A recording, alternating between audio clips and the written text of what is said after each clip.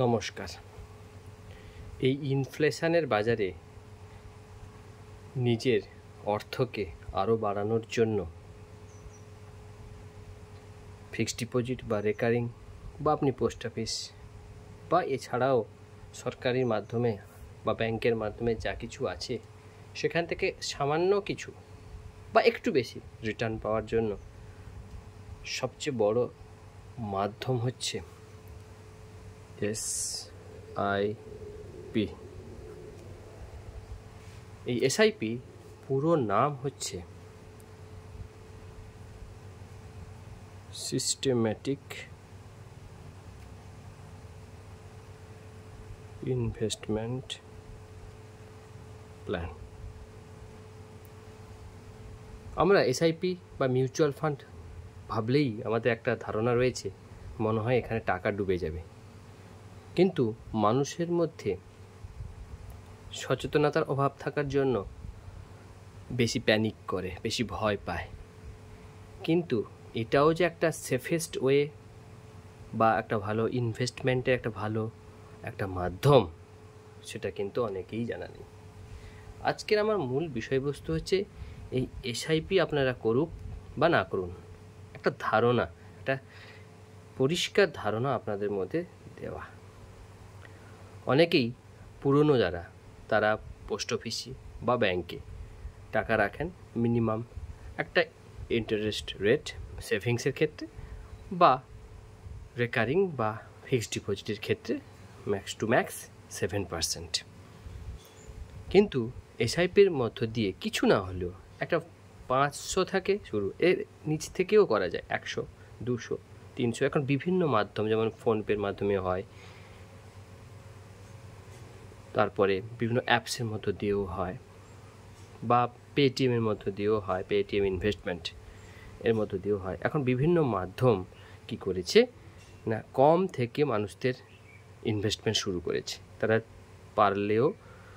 চাইলেও করতে পারে। কিন্তু মানুষের মধ্যে যে একটা ভয় যে এসআইপি মনে হয় টাকা ডুবে যাবে, না, এটা ভ্রান্ত ধারণা, ভুল ধারণা। ডাইরেক্ট স্টক কেনাবেচা এখানে হয় না, বা শেয়ার বাজারের মতো এখানে কেনাবেচা করার মতো ঝুঁকি এখানে নেই। আপনার একটা সিস্টেমেটিক, বলা হয়েছে কি সিস্টেমেটিক ইনভেস্টমেন্ট প্ল্যান। আমি অ্যাওয়্যার করছি সবাইকে, আপনারা কাছাকাছি ফিনান্সিয়াল অ্যাডভাইসারের কাছে যান, সেখানে এসআইপি সম্পর্কে আরও বিস্তর জানুন। কিন্তু আমি জাস্ট একটা অ্যাওয়ারনেসের জন্য এই ভিডিওটি করা। তো সিস্টেমেটিক একটা সুন্দরভাবে চলবে, একটা সিস্টেম মেনটেন করে চলবে। ইনভেস্টমেন্ট আপনি করবেন, একটা প্ল্যান। তো এই বিষয়টা নিয়েই আমার বলা, সিস্টেমেটিক ইনভেস্টমেন্ট প্ল্যান, যেটা কানেক্টেড টু মিউচুয়াল ফান্ড। আপনাকে এটা করতে হলে কোনো একটা মিউচুয়াল ফান্ড কোম্পানির সঙ্গে টাই আপ করতে হবে বা আপনাকে বিশ্বাস করতে হবে। আমি এর আগে একটা ভিডিওতে বলেছিলাম যে আইসিআইসিআই মাল্টি ক্যাপ ফান্ডে এই মুহূর্তে মোটামুটি একটা ভালো রিটার্ন দিচ্ছে, তো সেখানে আপনি রাখতে পারেন। সেটা অবশ্যই ফিনান্সিয়াল অ্যাডভাইসারের কাছে অবশ্যই আপনি জানবেন।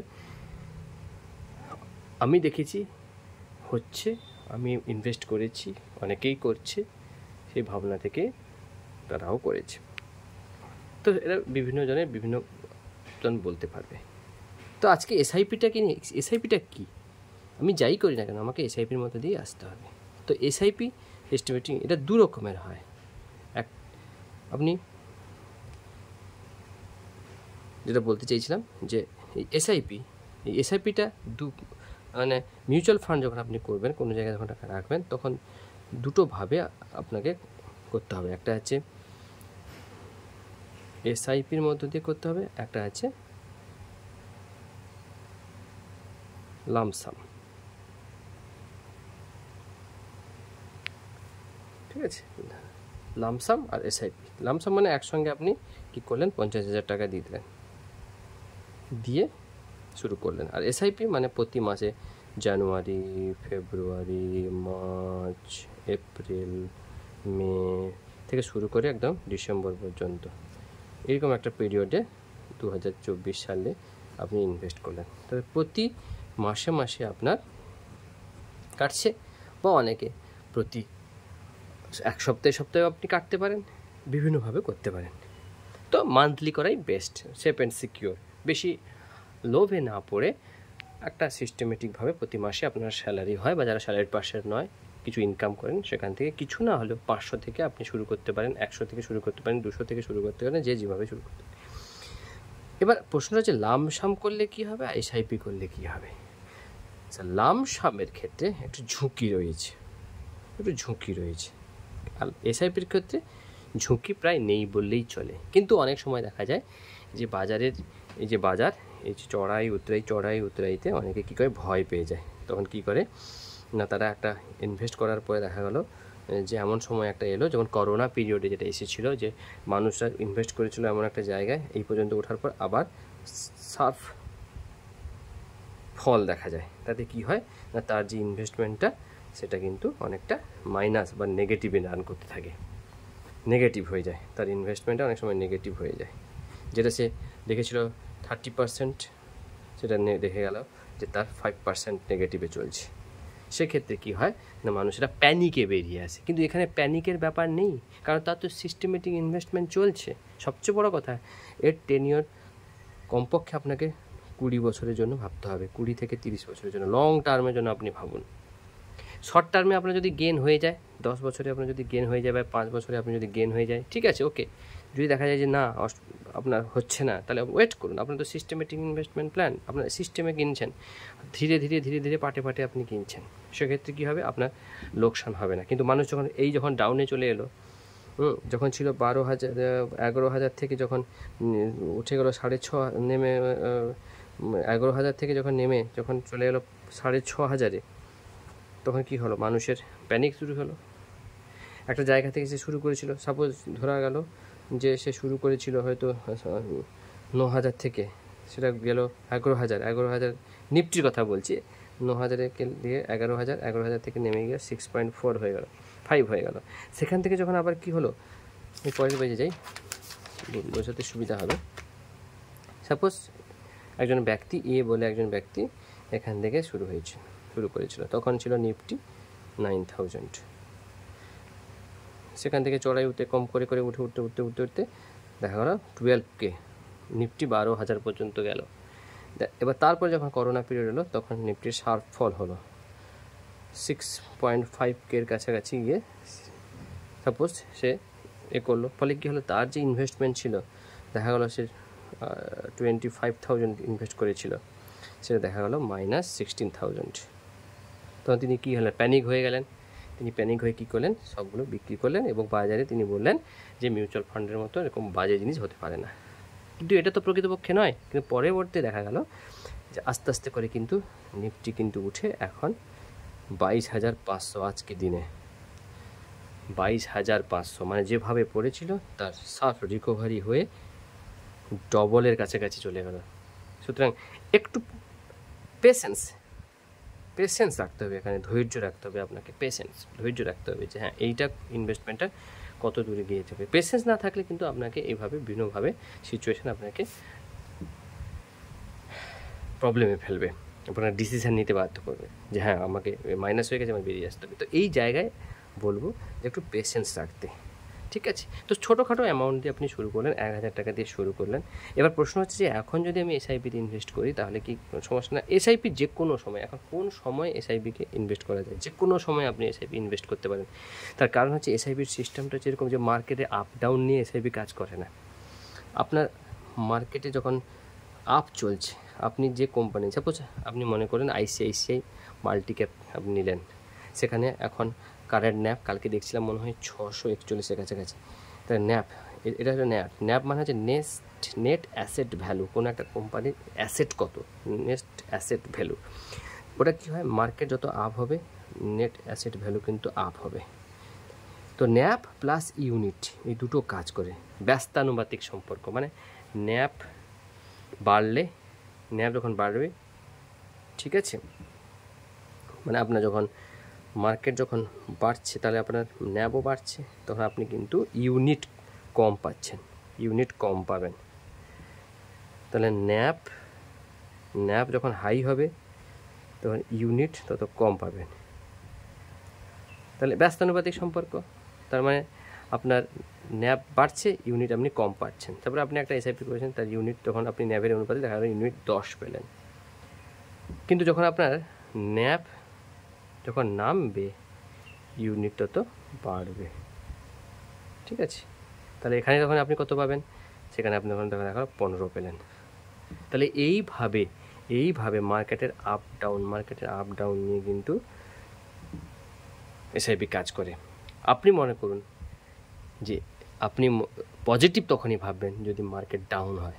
যত বেশি মার্কেট ডাউন হবে আপনার কিন্তু ইউনিট বেশি পাবেন। আপনি যেখানে 10টা পেয়েছিলেন, মার্কেট ডাউন হওয়ার জন্য সেখানে আপনার 15টা হলো, আরও ডাউন 20টা, আরও ডাউন 30টা, এরকম করে বাড়তে থাকবে। কিন্তু মার্কেট যত উঠবে তখন কিন্তু কমবে। তাহলে এখন বিষয়টা হচ্ছে যে তাহলে মার্কেটের সঙ্গে এসআইপির সম্পর্ক কি? খুব সুন্দরভাবে সম্পর্ক। এসআইপিটা আপাতত সেফেস্ট, কারণ বললাম যে আপনি 10 টাকায় কখনো নিয়ে ইউনিট কিনলেন, কখনো সেটা 20 হলো। আবার যখন মার্কেট ডাউন হলো, যখন আপনার মার্কেট যখন আপ হলো, ভালো করে বুঝি, মার্কেট আপ 10 ইউনিট পেলেন, মার্কেট ডাউন 20 ইউনিট পেলেন, মার্কেট আবার একটু আপ হলো 8 ইউনিট পেলেন, আবার ডাউন একদম অনেকটা ডাউন 30 ইউনিট পেলেন, আবার অনেকটা আপ আপনি 6 ইউনিট পেলেন। তাহলে হিসেব করে দেখুন তাহলে কত ইউনিট আপনি কাজ করেছেন। তাহলে 10 প্লাস 20 প্লাস 8 প্লাস 30 প্লাস 6, তাহলে হিসেব মতো করে 814 4 থাকলো 1, 3 2 5 6 7 ডিভাইডেড বাই কটা কাজ করেছেন, কটা আপনি ইউনিট কিনেছেন, 1 2 3 4 5 ডিভাইড বাই 5, তাহলে 5, তাহলে 74 মানে তাহলে 5 5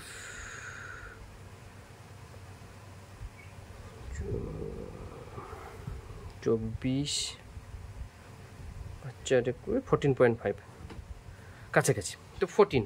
তাহলে আপনার যে মার্কেট এত আপ ডাউন হলো, তাহলে এই যে 8 কখনো কিনেছিলেন, কখনো 6 কিনেছিলেন, সেটা আপনি বুঝতে পারলেন, কিন্তু আপনার ওভারঅল রিটার্ন এলো 14.5। তাহলে আপনার মার্কেট আপ ডাউনের উপর কিন্তু এসআইপি নির্ভর করে না। আপনার এসআইপি ক্ষেত্রে আপনার মার্কেট যত ডাউন হবে আপনি কিন্তু ইউনিট বেশি করে কালেক্ট করবেন, তাতে কী হবে, আপনার গ্রোথ ভালো হবে। তাই করোনা পিরিয়ডে যারা মার্কেট ডাউনের সময় এসআইপিগুলো স্টার্ট করেছিলেন, এখন দেখবেন তাদের কত পার্সেন্ট রিটার্ন। সুতরাং আমি বলবো সবাইকে যে আপনারা এসআইপি করুন, সিস্টেমেটিক ইনভেস্টমেন্ট প্ল্যানে আসুন। এখানে বেশি লোভ না করলেও, টাকা ডবল না হয়ে গেলেও আপনি কিন্তু সিস্টেমেটিকভাবে এগোবেন। অনেকে বলে যে এসআইপি খারাপ, এসআইপি সম্পর্কে নেগেটিভ রিউমার ছড়াবেন না। এসআইপিতে আসুন, 500 টাকা করে স্টার্ট করুন, 2-4 বছর পর দেখার পর দেখবেন যে আপনার গ্রোথটা বেড়েছে। কোনো কারণে যদি মার্কেট আবার কোনো কারণে দেখা হলো করোনার মতো কোনো একটা প্যান্ডামিক সিচুয়েশন তৈরি হলো, একদম ভয় পাওয়ার কোনো কারণ নেই। তার কারণ আপনার নিচু লেভেল যত আসতে থাকবে তত কিন্তু আপনার ইউনিট বাড়বে, তাতে আপনার রিটার্ন বাড়বে। প্যানিক হয়ে বেরিয়ে গেলেই কিন্তু নেগেটিভটা ছড়িয়ে যাচ্ছে। বোঝাতে পারলাম নিশ্চিত যে এসআইপি জিনিসটা কি। তো আরও আপনারা আপনাদের ফাইন্যান্সিয়াল অ্যাডভাইজারের কাছে এটা নিয়ে জানুন। জাস্ট একটা মেসেজ দেওয়ার ছিল যে এসআইপি হচ্ছে একটা সিস্টেমেটিক ইনভেস্টমেন্ট প্ল্যান, যেখানে সিস্টেম কাজ করছে, যেখানে কোনো আবেগ কাজ করছে না, যেখানে কোনো মার্কেটের ভোলাটিলিটি আপনাকে এফেক্ট করতে পারবে না। আমি যেটা দেখালাম, আপনি যদি গড় করেন, আপনি কখনো 5 টাকায় কিনলেন, কখনো 2, কখনো 3, কখনো 1, কখনো বাবা 6, তাহলে সবগুলোকে হিসাব করে যদি আপনি যখন দেখবেন অ্যাভারেজ কিন্তু এমনভাবে আসবে, তখন আপনার এই 2 বা 3 বা 1 যে আপনি কিনেছিলেন সেটা আপনার চোখে পড়বে না। অল অ্যান্ড অ্যাভারেজে আপনার কিন্তু একটা রিটার্ন চলে আসবে। তাই বললাম, আপনি নেগেটিভ হলেই কিন্তু সমস্যা বেশি এসআইপির ক্ষেত্রে। কোথায় ইনভেস্ট করবেন, কখন ইনভেস্ট করবেন, সেটা আমি পরের ভিডিওতে বলবো, এবং একটা ভিডিওতে অলরেডি বলে দিয়েছি। এবার পরের ভিডিওতে এই মিউচুয়াল ফান্ডে আরও অনেক কিছু ফান্ড আছে সেটা সম্পর্কে জানাবো, যেমন লিকুইড ফান্ড, যেমন হাইব্রিড ফান্ড। এই লিকুইড ফান্ডটা কিন্তু একটা আলট্রা সেভিং ফান্ডের মতো, সেটা রিটার্ন কিন্তু আমাদের ব্যাংকের থেকেও কিন্তু বেশি 1% হলেও কিন্তু সেটা কিন্তু সিকিউর অ্যান্ড সেফ, তাতে টাকা রাখলে কোনো সমস্যা হয় না। সেটা এসআইপি না হলেও। হ্যাঁ, আরেকটা যেটা বলতে বলেছেন যে লামসাম যদি করি, লামসাম যদি আপনি টাকা মানে একসঙ্গে যখন আপনি যদি 50,000 টাকা রেখে দিলেন, তাহলে কী হবে? 50,000 টাকা দেখালেন আপনার, তখন সাপোজ আজকে ডেটে আমি 50,000 টাকা ইনভেস্ট করলাম, এসআইপি না করে লামসাম দিলাম মানে একসঙ্গে। সাপোজ এখন নিফটি 22,500 রয়েছে, দেখা গেল কিছুদিনের মধ্যে নিফটি নেমে গেল 20,000, তাহলে 2,500 কারেকশন হতেই পারে যে কোনো সময়। সামনে ইলেকশন রয়েছে, একটা ভোলাটিলিটি তো থাকবেই। তাহলে আপনারা দেখবেন এই 500 টাকাটা কিন্তু, এই 50,000টা কিন্তু আপনার কিন্তু অনেক মোটামুটি একটা পার্সেন্টেজে কমে যাবে। কিন্তু সেটা যদি আপনার এসআইপি করা থাকে, তাহলে কী হবে? আপনি চড়াইও কিনলেন, কখনো উতরাইতে কিনলেন, কখনো চড়াইয়ে কিনলেন, আস্তে আস্তে করতে করতে দেখা গেল যে ওটা একটা অ্যাভারেজ হয়ে গেছে। এখানে যে লসটা দেখাবে, যদি কোনো কারণে লসও দেখায় এসআইপি, বেশি লস দেখাবে না, একটা লামসামের থেকে কম লস আপনাকে দেখাবে। সুতরাং সেটা লস নয়, সেটা আপনার রিকভারি হয়ে যাবে একটা সময় গিয়ে। তো এটাই হচ্ছে এসআইপি আসুন, সিস্টেমে আসুন, ধীরে ধীরে আসুন। যাদের বিশ্বাস নেই যে হ্যাঁ দেখি কী ব্যাপারটা, কম করে শুরু করতে পারেন, কিন্তু স্টার্ট করতে পারেন। নমস্কার।